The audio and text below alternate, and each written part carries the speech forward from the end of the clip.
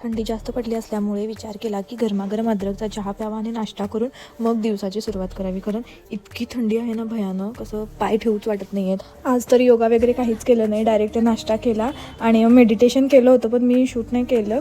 Winter चालू असल्यामुळे skin खूप ड्राय झाली होती, त्यामुळे मी यूज केलं नेल म्युसिन आणि सनस्क्रीन लावल्यामुळे थोडीशी ऑइली होते स्किन, पण खूप नरिशमेंट वाटतं आणि असं फुटलेलं असतं त्यामुळे ते छान वाटतं ऑइली थोडंसं. नंतर माझ्या फ्रेंडने सांगितले होते हेअर असे उलटे टाकून हेअर कॉम केल्यावर थोडा हेअरफॉल कमी होतो ब्लड सर्क्युलेशनमुळे, त्यामुळे मी तसं ट्राय करते आता, बघू काय रिझल्ट येतो का.